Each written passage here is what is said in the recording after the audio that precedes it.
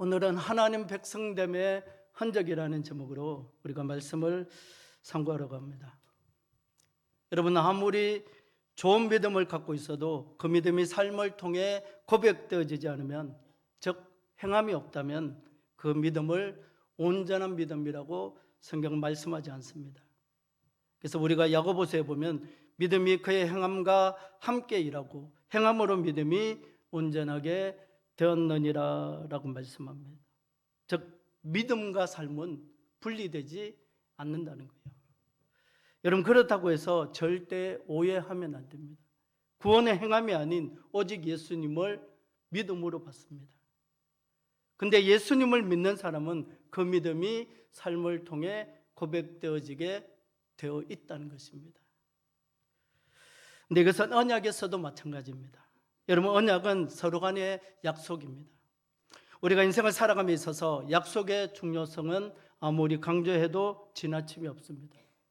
인생 전반이 약속으로 이루어져 있기 때문입니다. 그래서 우리가 인생을 잘 살려면 약속을 잘 지켜야 합니다. 만약 약속이 지켜지지 않으면 우리 삶 속에 많은 혼란이 발생하기 때문입니다. 그래서 우리는 약속을 잘 지키는 사람을 신뢰하며 존경합니다. 네, 하나님과의 약속, 언약도 마찬가지입니다. 물론 우리가 언약을 지킨다고 해서 구원받는 것은 결코 아닙니다. 그러나 하나님의 백성은 하나님의 언약을 중요하게 여기게 되어 있다는 것입니다. 여러분, 우리의 구원은 오로지 믿음으로 말미암는다는 거예요. 근데 성경은 그 믿음과 행함을 사실은 구분하지 않아요. 믿음이 있으면 그 믿음이 삶을 통해 고백되어지게 되어 있다는 것입니다. 여러분, 믿음의 삶이 있으면 뭐가 있죠? 열매가 있잖아요. 우리가 어떤 열매를 바라보지는 않지만 우리가 믿음의 삶을 살면 열매가 있기 마련이에요. 그 열매가 세상 사람들이 말하듯이 성공하고 돈을 많이 벌고 자식이 다 되고 잘 되고 다 그것만이 열매가 아니잖아요. 성경이 말씀하는 성령의 열매들이 있잖아요. 우리 믿음의 사람들이 맺어야 그 열매들이 있잖아요. 믿음의 삶을 사는 사람에게는 믿음의 열매들이 맺히게 되어 있다는 거예요. 제가 또 한 번 말씀드렸지만 여러분, 그 다니엘 기도를 하면서 제가 참 은혜를 받았는 게, 세상 사람들은 이해가 안 되죠. 예수를 잘 믿었는데, 열심히 믿었는데, 변하지 않고 믿었는데 왜 잘 되지 않느냐는 거예요. 이해가 됩니까? 예수를 잘 믿었는데 왜 망하느냐는 거예요. 예수를 잘 믿기 위해서 노력했는데 왜 하는 일마다 안 되느냐는 거예요. 근데 그 간정들 가운데 여러분 공통된 특징이 있잖아요. 뭐예요? 하나님의 말씀을 붙들고 그 믿음을 끝까지 나가는 거예요. 그래서 제가 월요일 새벽에 말씀을 전하면서 그 말씀을 했어요. 우리가 기적을 보고 예수를 믿는 것이 아니고 하나님의 말씀. 그래서 교회는요, 말씀 위에 세워져 있어요. 그 하나님의 말씀 위에 세워져 있어요. 하나님의 말씀이 심령에 심겨져 있는 사람은 그 말씀이 있기 때문에 절대 흔들리지 않아요. 물론 마음이 좀 답답하고 때로는 불평하고 원망할 수는 있지만 믿음의 끝까지 가지 않는다는 거예요. 마찬가지입니다. 여러분, 믿음이 있으면 그 믿음이 삶을 통해 고백되어지게 되어 있다는 것입니다. 하나님 나라 백성은 하나님과의 언약을 중요하게 여기게 되어 있다는 거예요. 우리가 언약을 지킨다고 해서 구원받는 것이 아니지만, 하나님의 계명을 지킨다고 해서 구원받는 것이 아니지만, 하나님 나라 백성은 그 하나님과의 약속, 언약을 중요하게 여기게 되어 있다는 것입니다. 언약은 하나님과 그의 백성 간의 약속이기 때문입니다. 오늘 우리가 봉독한 본문에 보면 하나님께서 아브라함과 그의 후손들에게 언약을 상기시켜 주시고 언약의 표징을 행할 것을 말씀합니다. 우리 오늘 본문 9절에서 11절 말씀 우리 한번 같이 읽을까요? 같이 읽습니다. 시작. 하나님이 또 아브라함에게 이르시되 그런즉 너희는 내 언약을 지키고 내 후손도 대대로 지키라. 너희 중 남자는 다 할례를 받아라. 이것이 나와 너희와 너희 후손 사이에 지킬 내 언약이니라. 너희는 포피를 베어라. 이것이 나와 너희 사이의 언약의 표징이니라. 아멘. 여러분, 여기 보면 너희는 포피를 베어라. 이것이 나와 너희 사이의 언약의 표징이니라 라고 말씀합니다. 그렇다면 왜 하나님께서 아브라함과 그의 후손들에게 이처럼 언약의 표징을 요구하셨을까요? 한마디로 표징을 보고 하나님과의 언약을 기억하라는 것입니다. 하나님 백성됨을 기억하라는 것입니다. 좀 더 구체적으로 말하면 하나님 백성됨을 기억하고 하나님 백성답게 살라는 것입니다. 저는 개인적으로요, 어떤 분들 구원의 은혜를 확신 있는 사람은 그냥 교회 오면 무조건 즐겁다, 기쁘다. 여러분 신앙생활이 즐거워요? 기뻐요? 즐겁고 기쁨도 있지만 때론 괴로움도 있고 힘듦도 있죠. 저는 우리 젊은 친구들에게 늘 그렇게 얘기합니다. 교회가 왜, 목사님, 교회가 왜 예수 믿는 사람들에게 부담감을 줍니까? 교회는 부담감을 주면 안 됩니다. 목사님 자꾸 부담감을 주지 마세요. 여러분 어떻게 생각하세요? 교회가 부담감을 주는 것이 부담스럽습니까? 교회가 부담감을 주면 나 다른 교회로 옮겨야지 그런 생각이 듭니까? 저는 거룩한 부담감은 있어야 됩니다. 내가 하나님의 백성이라면 어떻게 하면 좀 하나님 백성답게 살 수 있을까라는 거룩한 부담감, 여러분. 어떻게 하면 성공할 수 있을까? 잘 될 수 있을까? 어떻게 하면 나를 좀 뽐낼 수 있을까 하는 그런 부담감이 아니라 거룩한 부담감. 내가 어떻게 하면 좀 하나님 백성답게 살 수 있을까? 나를 통해서 하나님 앞에 영광이 될 수 있을까? 먹든지 마시든지 무엇을 하든지 다 하나님의 영광을 위해서 할 수 있을까라는 그 거룩한 부담감이 있기를 소망합니다. 그래서 저는 처음 예수님을 인격적으로 만나고 제가 했던 기도를 하나님 저 어떻게 살아야 되죠? 지금처럼 살면 안 될 것 같아요. 저 뭐하고 살아야 되죠? 그게 제 첫 번째 질문이었어요. 왜 하나님께서 아브라함과 그의 후손들에게 언약의 표징을 요구하셨을까요? 한마디로 표징을 보고 하나님과의 언약을 기억하라는 거예요. 하나님 백성됨을 기억하고 하나님 백성답게 살라는 것입니다. 오늘날에도 마찬가지입니다. 물론 오늘 우리가 하나님 백성됨의 흔적을 갖는다는 것은 우리가 실제로 육체적인 할례를 받았느냐 할례를 받지 않았느냐를 말하는 것이 아닙니다. 구약과 신약에는 조금 차이가 있습니다. 구약 시대는 육체적인 할례가 꼭 하나님 백성됨의 표징입니다. 그러나 신약은 육체적인 할례를 말하지 않습니다. 우리 로마서 2장 28절 29절 말씀 우리 같이 읽습니다. 시작. 무릇 표면적 유대인이 유대인이 아니요 표면적 육신의 할례가 할례가 아니니라. 오직 이면적 유대인이 유대인이며 할례는 마음이 알지니 영에 있고 율법 조문에 있지 아니한 것이라. 그 칭찬이 사람에게서가 아니요 다만 하나님에게서니라. 아멘. 또 골로새서 2장 11절에 보면 또 그 안에 너희가 손으로 하지 아니한 할례를 받았으니 곧 육의 몸을 벗는 것이요 그리스도의 할례니라라고 말씀합니다.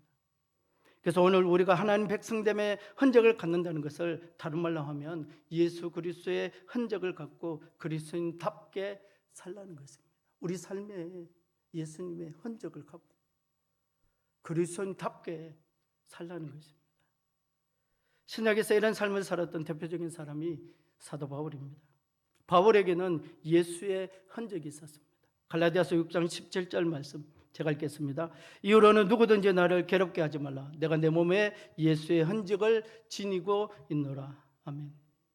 그래서 오늘은 본문을 통해서 우리가 하나님 백성됨의 흔적을 갖고 산다는 것이 무엇을 의미하는지, 어떻게 사는 것이 하나님 백성답게 사는 것인지를 우리가 한번 찾아보자는 것입니다. 첫 번째로 우리가 하나님 백성됨의 흔적을 갖고 하나님 백성답게 산다는 것은 우리의 상식과 지식과 경험이 아닌 하나님의 은혜를 구하고 하나님을 의지하고 또 전능하신 하나님을 매 순간 의식하며 사는 것을 말합니다. 오늘 본문 1절 말씀 우리 한번 같이 읽습니다. 시작. 아브라함이 99세 때 여호와께서 아브라함에게 나타나서 그에게 이르시되 나는 전능한 하나님이라 너는 내 앞에서 행하여 완전하라. 아멘. 여러분 여기 보면 아브라함의 나이 99세가 되었습니다. 이쯤 되면 자식을 기대할 수 없습니다. 이때 아브라함은 이미 자기 부인이 아닌 여종 하갈을 통해서 이스마엘이라는 아들을 얻은 후였습니다. 이때 이스마엘의 나이가 13살이 되었습니다. 세월이 13년이 흘렀다는 것입니다. 다시 말해서 이때는 아브라함이 자기 부인 사라를 통해 아들을 낳는 것을 완전히 포기한 때입니다. 오늘 본문 17절에 보면 아브라함이 엎드려 웃으며 마음속으로 이르되 100세 된 사람이 어찌 자식을 낳을까? 사라는 90세니 어찌 출산하리요 하고 라고 말씀합니다. 여기 보면 아브라함이 감히 크게 웃지는 못하고 속으로 웃으면서 무엇이라고 말합니까? 100세 된 사람이 어찌 자식을 낳을 수 있겠느냐는 것입니다. 사라가 90인데 어찌 생산할 수 있겠느냐는 것입니다. 그러면서 18절에 보면 이스마엘이나 하나님 앞에 살기를 원한다고 말합니다.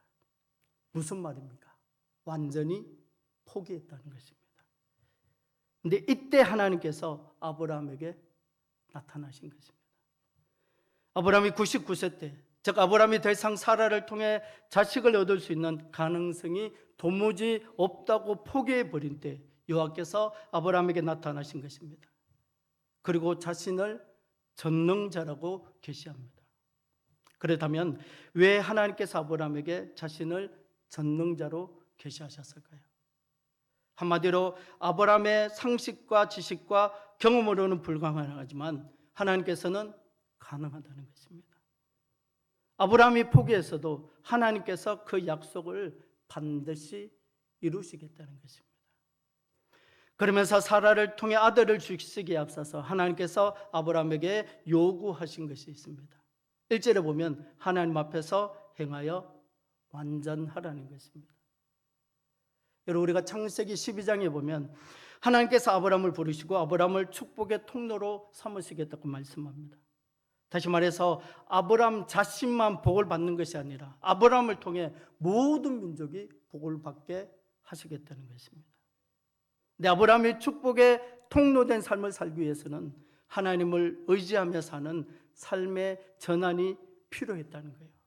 그래서 하나님께서 아브라함에게 어떻게 말씀합니까? 아브라함을 부르시고 고향과 친척과 아버지의 집을 떠나 내가 내게 보여줄 땅으로 가라고 말씀하셨다는 거예요. 아브라함에게 그것을 요구하신 것입니다. 아브라함의 나이가 문제가 아닙니다. 사라의 나이가 문제가 아닙니다. 다시 말해서 아브라함 자신의 상식과 지식과 경험이 아닌 전능하신 하나님을 의지하며 살라는 것입니다. 그래서 하나님 앞에서 행하여 완전하라는 말은 문자적인 완전이라기보다는 하나님을 의지하며 살라는 것입니다. 자신의 힘이 아닌 하나님의 은혜를 구하며 전능하신 하나님을 의식하며 살라는 것입니다. 오늘날에도 마찬가지입니다.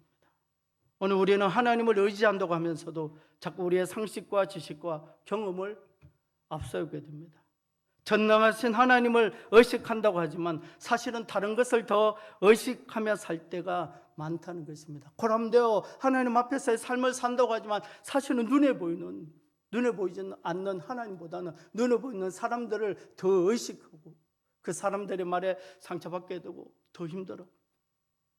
여러분, 저만 그렇습니다. 그래서 오늘 우리가 하나님 백성됨의 흔적을 갖고 하나님 백성답게 산다는 것은 우리의 상식이나 지식이나 경험이 아닌 하나님의 은혜를 구하고 하나님을 의지하고 전능하신 하나님께서 우리 아버지 되심을 기억하며 매 순간 의식하며 사는 것을 말합니다. 그렇다면 사랑하는 성도 여러분, 우리가 하나님의 백성이라고 하면서 하나님 백성됨의 흔적이 우리에게 있느냐는 것입니다. 우리가 하나님 백성답게 살아가고 있느냐는 것입니다. 그래서 하나님께서 허락하신 저 여러분의 남은 삶이 우리의 상식과 지식과 경험이 아닌 하나님의 은혜를 구하고 하나님을 의지하고 매 순간순간 전능하신 하나님을 기억하며 의식하며 살아가는 믿음의 복된 삶이 되시기를 주님의 이름으로 간절히 축원합니다. 두 번째로 우리가 하나님 백성됨의 흔적을 갖고 하나님 백성답게 산다는 것은 한번 따라해 봅시다. 세상을 구별되게 산다는 것을 의미합니다. 물론 우리가 인생을 살아갈 때 믿는 사람이나 믿지 않는 사람이나 보편적으로 추구하는 행동 양식이 있습니다. 누구나 의식주 문제를 해결하기 위해서 고군분투하며 살아갑니다. 믿는 사람도 믿지 않는 사람과 마찬가지로 의식주 문제를 고민하면서 살아갑니다. 누구나 이곳에서 자유롭지 못합니다. 그러나 분명한 사실은 그럼에도 우리가 믿지 않는 사람들과 구별되어야 할 부분이 있다는 것입니다.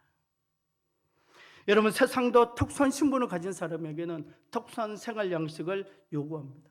군인에게는 군인답기를 기대하고 경찰에게는 경찰답기를 요구합니다. 군인이 군인답지 못할 때, 경찰이 경찰답지 못할 때, 목사님이 목사님답지 못할 때, 성도가 성도답지 못할 때,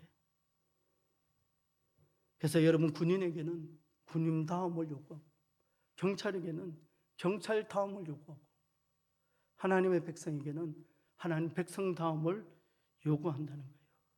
하나님의 백성인 우리에게 하나님 백성답기를 요구하는 것이 지극히 당연하지 않겠느냐는 것입니다. 어떤 사람은 교회는 그냥 교회 오면 좀 부담 없고 그냥 기쁘고 즐겁고 평안하고 그랬으면 좋겠다고.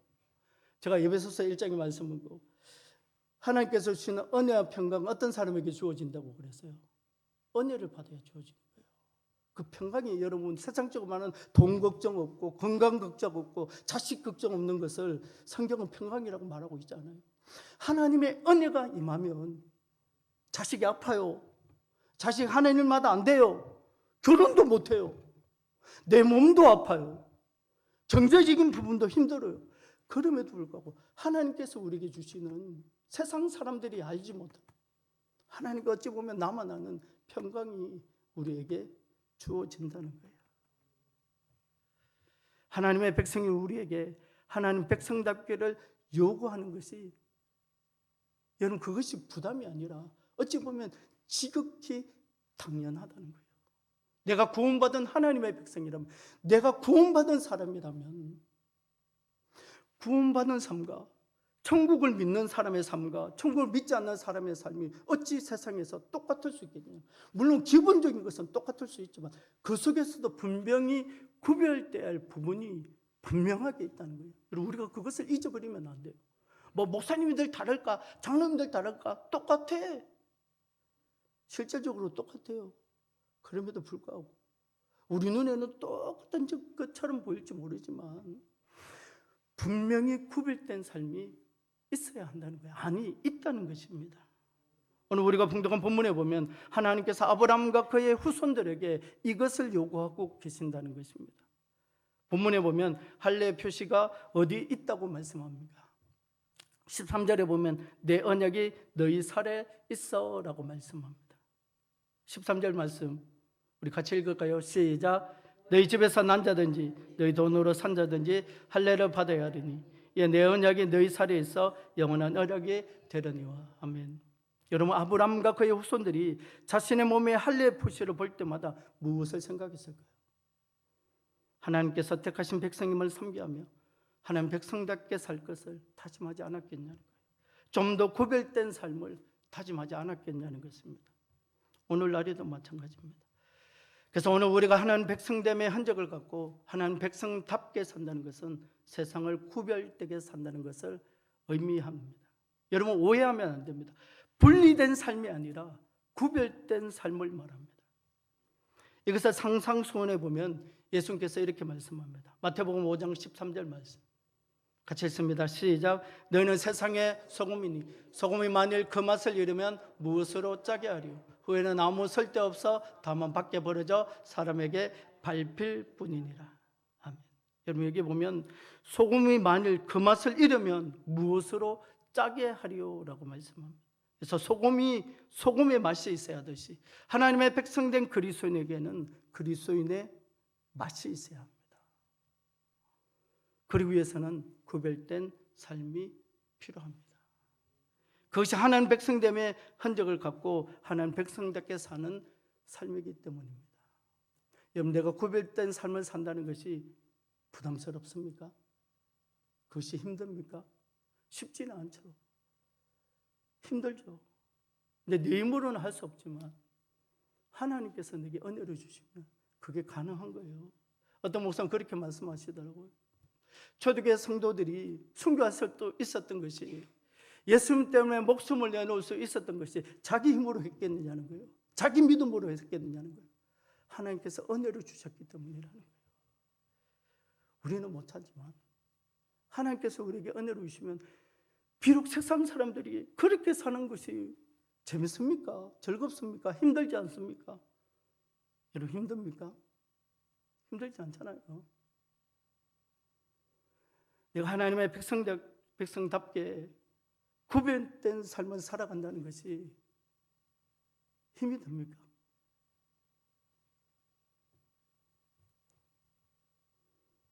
그래서 하나님께서 허락하신 저 여러분들 남은 삶이 하나님 백성답게 세상에서 살되 구별되게 살아가는 시대가 그러니까 어쩔 수 없다가 아니라 그럼에도 하나님 백성답게 구별되게 살기 위해 최선을 다하는 믿음의 복된 삶이 되시기를 주님의 이름으로 간절히 축원합니다. 다른 교회가 그러니까 우리 교회도 어쩔 수 없다가 아니라 그럼에도 불구하고 최선을 다하기 위해서 몸부림치는 것, 그것이 구별된 삶이라는 것입니다.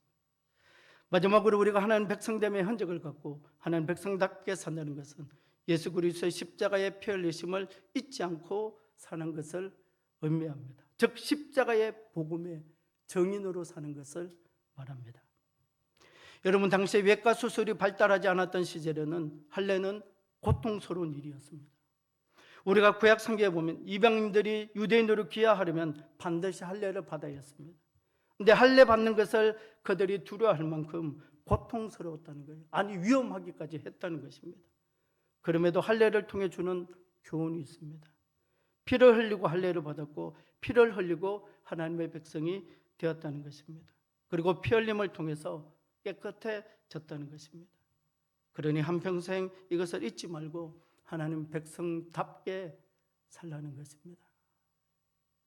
우리가 하나님의 은혜를 아무런 노력 없이 아무런 대가 없이 우리가 받았잖아요. 그런데 그 은혜 자체가 값이 없는 사구려가 아니라는 거예요. 여러분 예수님의 십자가가 우리의 죄를 대속하기 위해서 예수님께서 흘리신 그 십자가의 보혈이 아무런 여러분 세상에 금덩이 하나 뭐 1억 하는 10억 하는 그거보다 더 값어치가 없느냐는 거예요. 그렇지 않잖아요. 세상 사람들은 그 값어치의 무게를 알 수 없지만 우리는 알잖아요.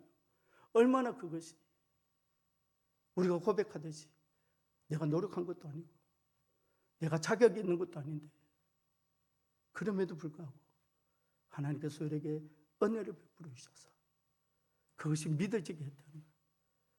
그런데 어떻게 그것을 증거하지 않을 수 있겠냐는 거예요. 어떻게 그 십자가의 복음의 증인이 되지 않을 수 있겠느냐는 것입니다. 어느 선교사님의 이야기입니다. 아프리카 오지에 이 선교사님이 의료 클리닉을 운영하고 있었습니다. 어느 날 20살쯤 된 한 청년이 전길에서 도끼로 나무를 찍다가 그만 잘못해서 자기 발등을 잘못 찍어서 피 흘리는 발을 나뭇잎으로 움켜쥐고 이 클리닉을 향해서 뛰어왔다고 합니다. 선교사님이 치료를 시작하는데 이 청년의 어머니가 바로 뒤따라왔습니다. 그래서 선교사님이 아들 다친 것을 어떻게 알고 이렇게 빨리 왔습니까? 라고 물었습니다. 그랬더니 아들이 일한 자리에 핏자국을 보고 따라왔다는 것입니다. 이 말이 그 선교사님에게는 평생 잊을 수 없는 메시지가 되었다고 합니다. 여러분 기독교 신앙의 핵심이 무엇일까요? 예수님께서 우리를 구원하시기 위해 우리 허물과 죄를 대신 짊어지시고 십자가에서 죽으신 것을 믿는 것입니다. 그리고 우리가 그 피로 제사함 받았음을 믿고 그 십자가의 복음을 증언하며 사는 거예요. 그 십자가의 복음의 증인이 되는 거예요. 어찌 보면 그것이 기독교의 핵심이라는 거예요. 그것이 우리 신앙의 핵심이라는 거예요. 마찬가지입니다. 그래서 오늘 우리가 하나님 백성됨의 흔적을 갖고 하나님 백성답게 산다는 것은 우리를 구원하시기 위해서 피 흘리신 예수 그리스도의 피 흘리심을 잊지 않고 사는 것을 말합니다. 즉 십자가의 복음의 증인으로 사는 것을 말한다는 거예요. 그렇다면 사랑하는 성도 여러분, 우리가 예수님의 십자가의 피 흘리심을 잊지 않고 살고 있느냐는 것입니다. 분명한 사실은 예수님의 십자가의 보혈을 잊지 않고 사는 사람은 십자가의 복음을 자랑하게 되어 있다는 것입니다. 그 십자가의 복음을 전하게 되어 있다는 것입니다. 말씀을 맺겠습니다.